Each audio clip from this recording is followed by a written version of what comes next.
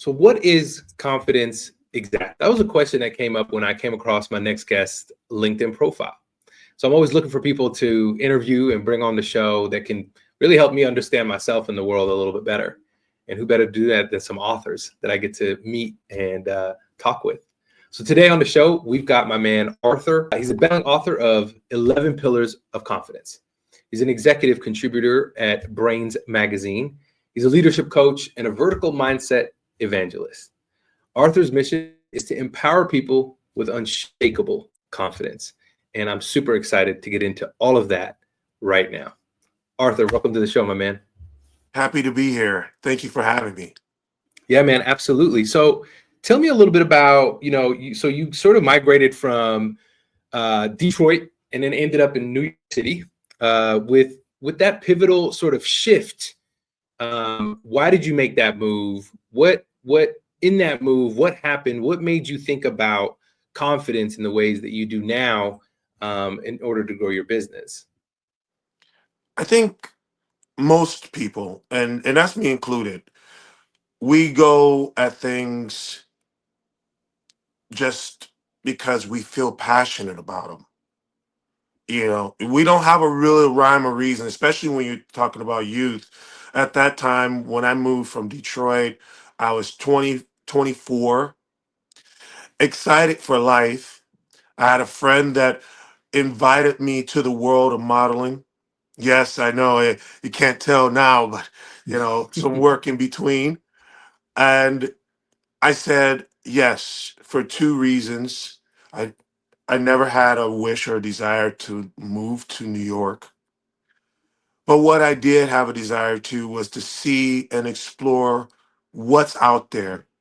I didn't know I was finding out more about myself by way of those experiences, but that was one other. Was another one was for the money. I didn't really think, I didn't know if I was going to become famous or anything of that nature. But what I did know is that at a young age, a young Arthur J. Rutledge in seventh grade with Miss Bledsoe as my teacher showed me the world. And I said one day I was going to do that. And I saw the opportunity that came up because I was passionate about seeing the world.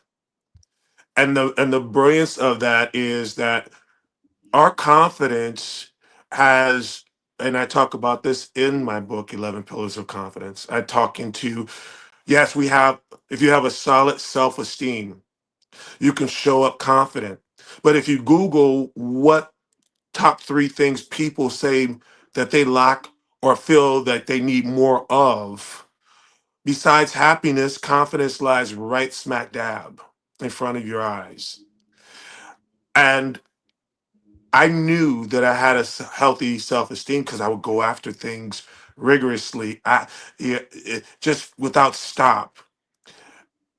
And I didn't understand the other aspects of that. So confidence is a thing that you get to grow into as well. It's not something that just takes shape from where you are.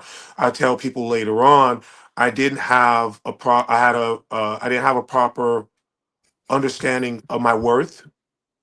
So self-worth is in that mix, right? Self-value, two different things, even though they interconnect on a lot of levels. I didn't know my value. I didn't know that I could walk into a place and demand what I wanted because I made a solid, committed decision. And I could just have it. I just have to do the things that I was doing. So, you know, a lot of things that can be missing in between.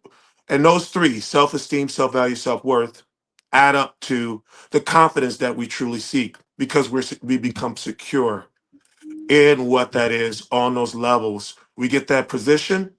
We think, wow, I got that position, but do I deserve it? Or do I deserve a raise? Or do I deserve to have all the things that are happening in and out of my life at different times, and and then it dips into imposter syndromes and all these type of things that are really not true. It's Mm. only for us to embrace the journey in such a way where we're just staying aware with how we're stepping through things from day to day and making sure that the negative things that might impact us don't we don't stay in that lower frequency of of what that can be, but attain to the higher side of what we can obtain if we look at it, and always willing to look at it through beautifully understanding and kind eyes. That's beautiful, man. So started sort of, I guess, in a way, doing a deeper dive and to understand what confidence meant for you, perhaps what it meant for others, learning more about confidence and really defining it for yourself. And like this idea of defining a vertical mindset, you talk about that.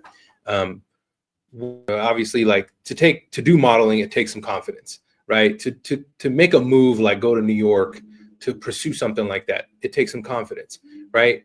But I feel like when we're young, like when I was young, and I feel like I had a naivete, which I think is beautiful, because you're kind of, you have confidence, but your naivete isn't telling you, it's not preventing you from taking that risk, doing the thing, because you're kind of young. um, how did you later shape up to say, you know what, I'm going to take a little bit of that chemistry and I'm going to understand confidence and really what it is to help myself move forward? And then, like, what was that like for you? At what age would you say like things started getting a little bit more clear about what confidence actually is for you? Uh, I I believe in adjusting where needed, and vertical mindset, as I call it, is being willing to look up more than down. Mm, I think it was I can't remember her name right now, but you know uh, when you look at the sky, when you look towards the sun, you can't see the shadow. mm, The woman who quoted that was blind, and she understood the wisdom of not only being confident around who you are as the being inside, the mm, possibilities that's endless, but mm, knowing that just because it's shadow around us or down or gloom or despair is always the decision to look up. And now I've lived by the seat of my pants for a long time, and the practice of not just standing still mm, and making sure that I believed that I could have it or believed that I could do it. Start to instill and start to lay foundation at a young age, because I started, my natural talent was dancing. I did that for a number of years, uh, professionally. I was really good at the sport of basketball, um, some other fun things along that side, and I was really good at people. I just established that I wanted to always be around, well, hopefully good people, but I didn't, sometimes you get what you get at the time you get it. But it was a blessing that I learned the hardness of people and the goodness that can lie in the heart of people as I was going through that.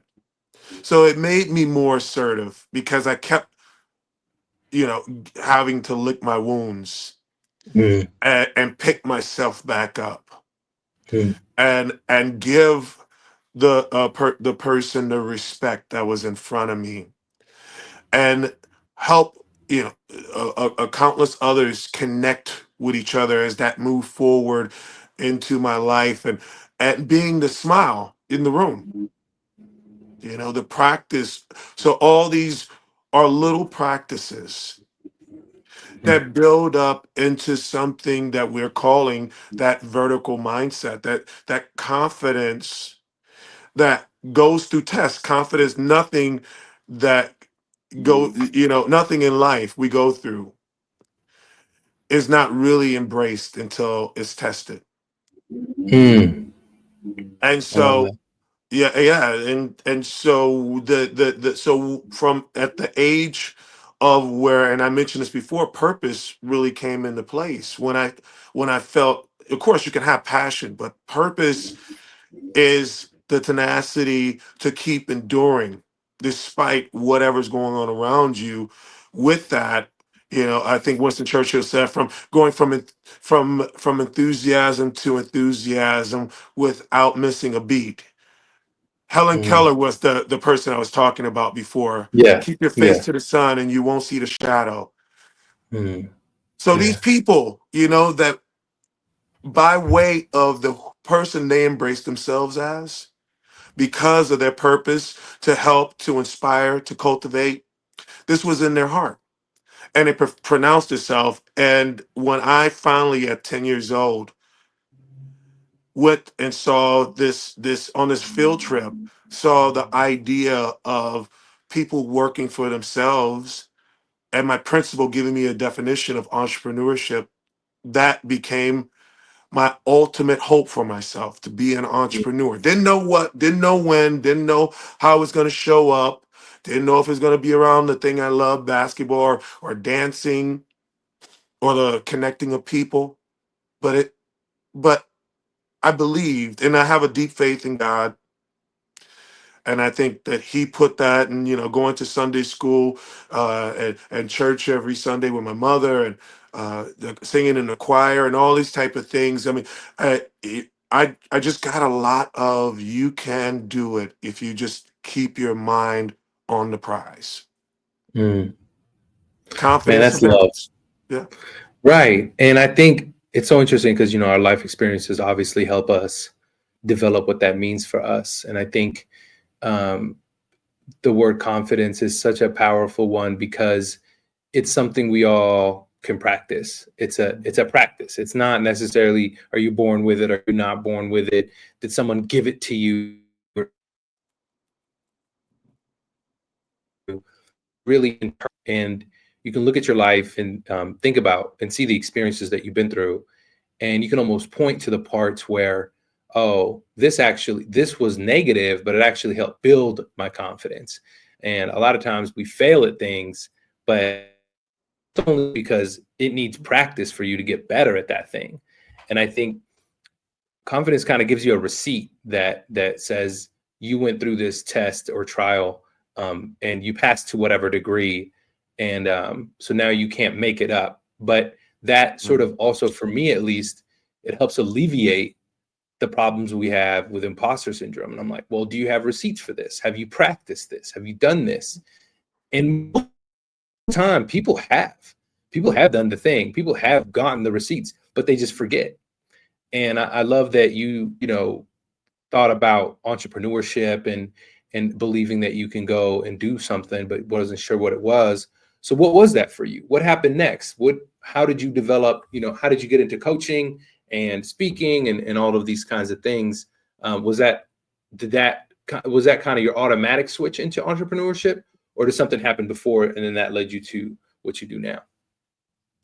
I'm sure you've heard of Viktor Frankl, Man's Search for 100%. Meaning. Yeah.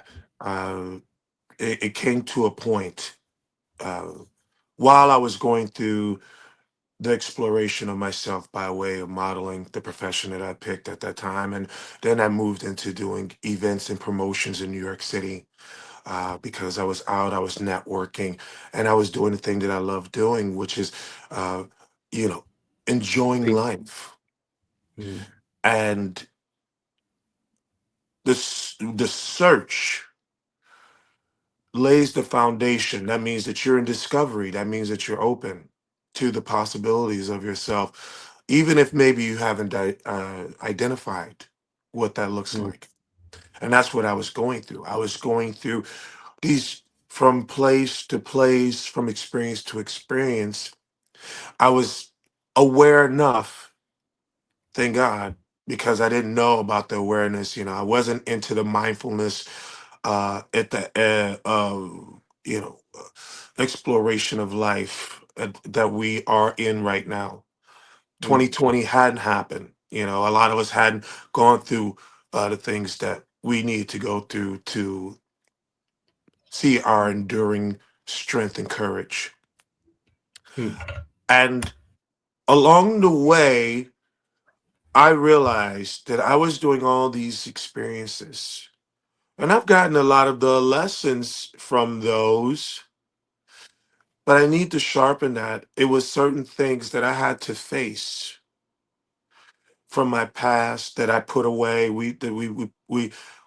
Les Brown has been known to say, you know, keep we put the good time, we put the bad, keep the bad times in our hearts, but keep the good times in our pocket. We put the good times in our okay. pocket, you know, and we underestimate the power of just not burying bones, but establishing what created those bones in the first place. And I had to find that about myself.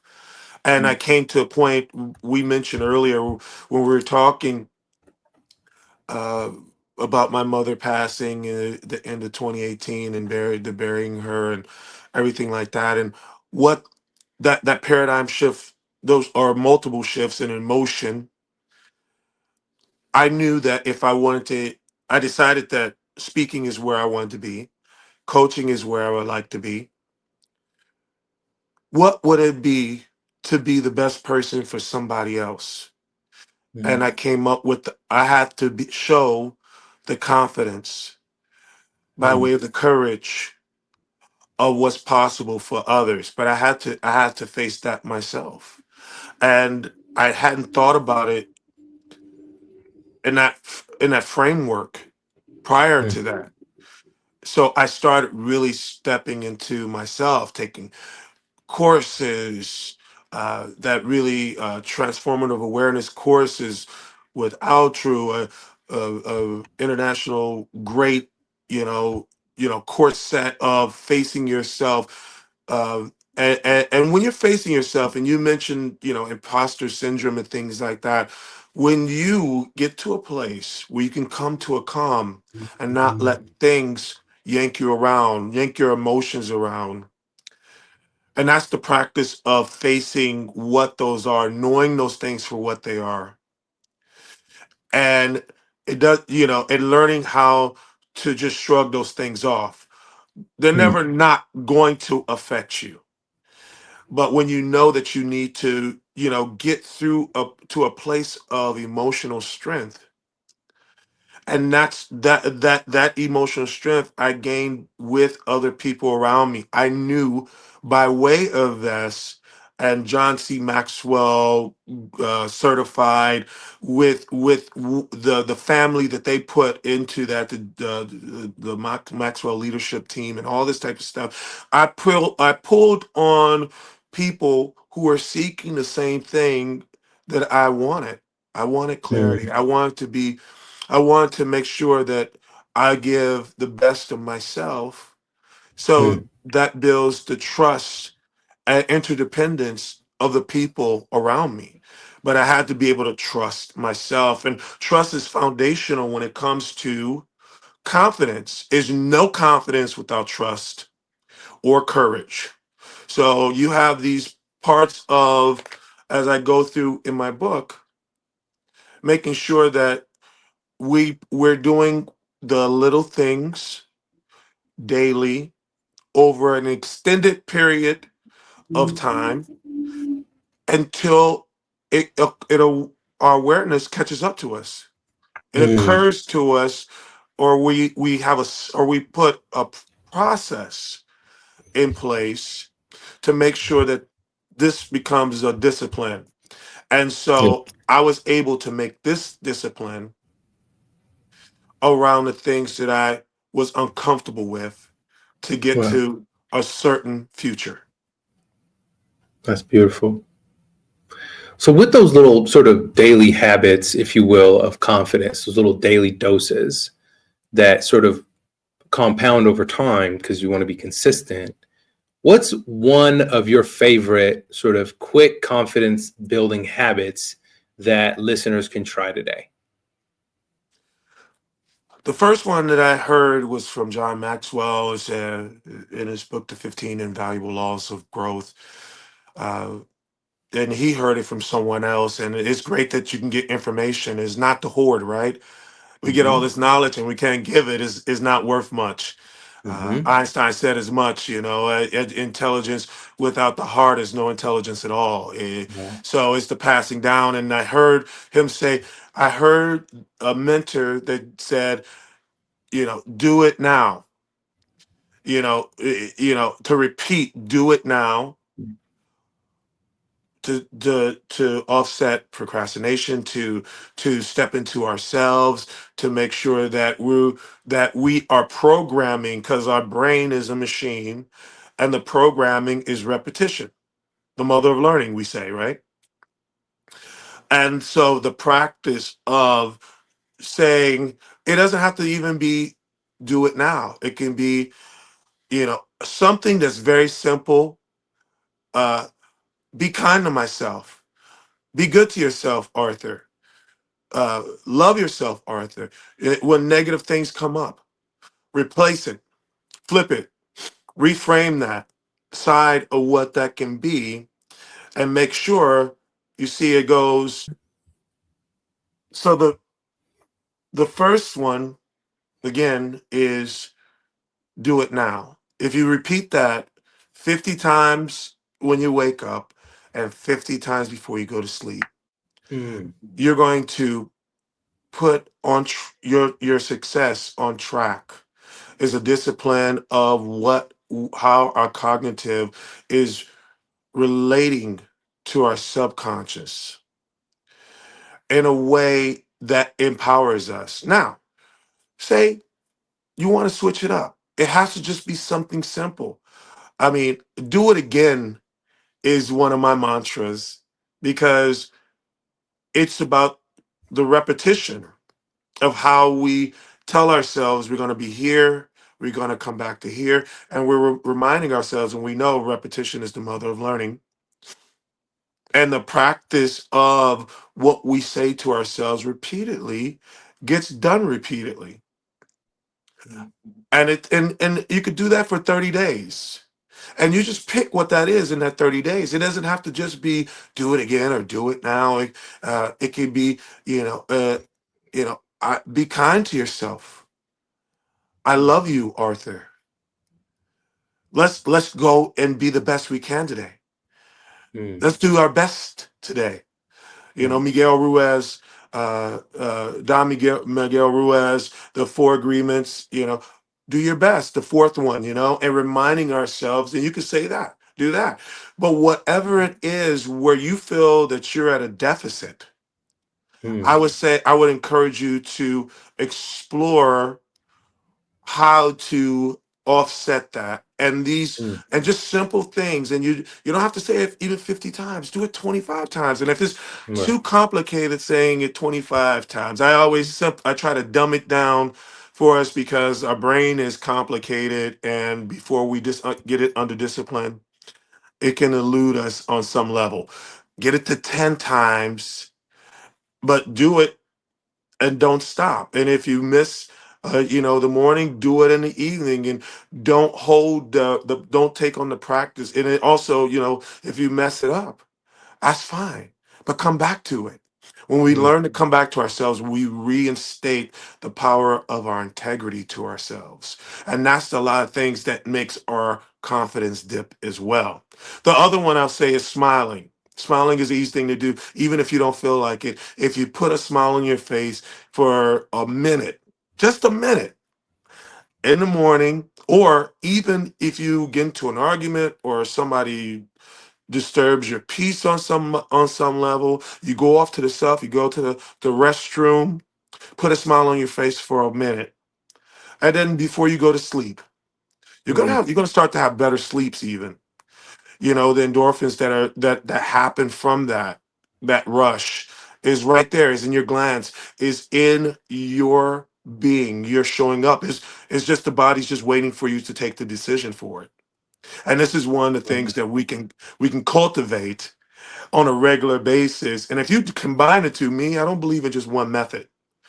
Do as much, because our mission in life is to be more, feel more uh authentic, to feel Mm. more enthusiastic, to feel more compassion, or at least empathy in our life, to feel more fulfilled, or to have abundance. Well, this is living an abundant life, and that's where vertical mindset really lies.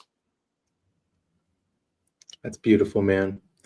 I love how you've sort of unpacked confidence, obviously, in these 11 pillars, but when we're just talking about a few here, but really, in its simplest forms, is that we can control of what confidence means for us by just taking really simple actions and utilizing our body language, what we say, what we hear, what we write, and deploying that as a way to build our confidence. And over time, it just becomes your reality, it becomes the belief, because you start to create the receipts that come along with that. And it's very powerful, man. I love that. So where are you going with all of this? And for all the authorpreneurs out there who want to utilize their books for work, for opportunities, for coaching, what would you say for them? Some of them are thinking about it. Some of them have a book but don't really know what to do next. What would you give that person? Like, what piece of advice could you give that authorpreneur today? Wow, it's so many beautiful things that come with being an author. Again, I mentioned that I had to do the work. I had to face myself, and I had to be better with myself. And that's called being humane, right? We Mm, always talk about human being, the being, but it's the being of a human. mm, And being humane to ourselves. And I would say one of the first things would be to know that your voice has value. And I mentioned mm, about the self value and the self worth as you step from self esteem into confidence, consistent confidence, the good confidence, as I call it, or put it together in my book as we read along. Being kind to ourselves is not happening enough. Our brain doesn't know. I sit there and talk to myself. I mean, if you do it in public, I mean, it's up to you about the scrutiny you might get. But uh, but it's a beautiful thing when you're able to say what you're conscious about out loud to mm, yourself, and mm, not just keep it in your head, because your subconscious really takes it in. And and I say, I love you. Thank you for keeping me consistent, keeping me mm, committed, keeping me mm, in a loving spirit, or the spirit of a good confidence, and that improves our inner voice with ourselves. If we don't know what our inner voice is, it's only because we haven't done enough work to let it know that is valuable, that it mm, deserves what is about to happen in their lives. And the people that they're giving that message to, they're the messenger. Yeah, sometimes some people don't like the messenger, but a lot of people do. Why? They admire them for their confidence. They admire them for mm, the attributes that make up a complete person. And confidence, even though we have to work on it like any other mm, skill set, we always get to know again that we get to do it again. We get to come back to ourselves and have that side of us connecting, being willing to connect, because it shows the trust, right? If I'm sharing something, that means that mm, I'm trusting you. Whether it's little or big, the act of sharing is the act of love. mm, Agape, as I say, agape, the Greek for God's ultimate love. And mm, I have and I in the back of the 10th chapter of my book, not the 11th, the 10th, but agape is where love really sits, and I've made that an acronym to remind us of what that can be for us as we're continuing through our roads: awareness, growth, altruism, purpose, and enthusiasm. mm. Awareness, I love growth, that. right? awareness, growth, altruism, purpose, and enthusiasm. And I break those down in the book as well, just so people know that these are just foundational things that help us to own self-efficacy. And that's just again the repeating of the good actions that we can embrace doing the process of being an author or writing or speaking. These things as we unroll these, will roll into each other. And I would say the second thing, and this is my new catchphrase, is and it's probably been said before, but do it messy. Do not be afraid to do anything you want with stank to it. That means that Mm, whether you don't, it's tedious work and you begrudge it and you're like, oh, I gotta come back to it, and and it's so grudge, but and you do it here and it's a little bit sloppy here, and the over critiquing, the mm, over analyst that leads to paralysis, yeah. that falls into that. No, Mm, practice shoving that away from you as mm, long as you can until it becomes second nature. Be a author, which means be a person that is the navigator of your mm, story mm, without being so hands-on with every aspect. Some of the aspects you don't even need until you get to the next part. I had to learn that for myself. I got to a point where I numbed out the other senses enough to get a paragraph. Or in my case, because I didn't have a rhyme or reason, because it was my first time writing a book, I just sat there in that seat for as long as it took me to write good to mediocre to even crappy chapter. And I just sat there, and it might have been 8 hours and it might have been 10 hours sometimes, but I just said a day every week and knocked mm, it out in 3 months. But that took a year, a little over a year before that, as I was, mm, hey, trying to be meticulous. I was writing on notes and stickies and, and all the things that we do, and, and sit here and put the coffee here and turn the bowl around here and, and to take a water here and close my eyes and breathe, and all this type of stuff. But it doesn't, it helps, but the action is the work. mm, And when you have it, then you can go back. Then you go through a slight editing process. But get through, I would say, the whole book. Don't even think about what it might look like. Do your best to, put it together the way you want each chapter as it unrolls. But I wouldn't even go through overthinking the chapter. There's a lot of books out there that never see the light of day with 5 chapters into their you know 15 chapter book. I know some people right. who even got to the last chapter and haven't didn't pick up, they walked away and they didn't pick that book back up for 3 to 5 Years. years. Right. Right. Years. Happens all the time. So Yeah. those are the Happens two. all the time. Those are the two. Yeah. Like I said, be kind to yourself. Practice the kind things that you get to say to yourselves, in a commitment of what that can be for you, without over analyzing what that is during the process. So own your process, and do your process without overthinking it. Yeah. That's beautiful, man. Again, just weaving that element of confidence in there. Sometimes just do it now, move along, don't overthink it, keep smiling, take care of yourself throughout the process. It's beautiful. Thank you so much for the Own your advice today, my voice. man. It's so nice to Yeah. have you today and really talk about what it means to be confident, what it means to, I think for me personally, it was just such a great reminder of how to really think about myself and think about my work and how I like to weave confidence in my world. I'll tell you this right now. Sometimes I write "Do It Now" on my arm. Sometimes I write patience and gratitude on both arms. And I like the act of writing on myself. I know that sounds really silly, but there's such good reminders in the act of writing it. actually puts me in that mode. So thank you so much today, man. You really Yeah, put the together creative. a lot of great reminders to think about as we do our creative work, our powerful work.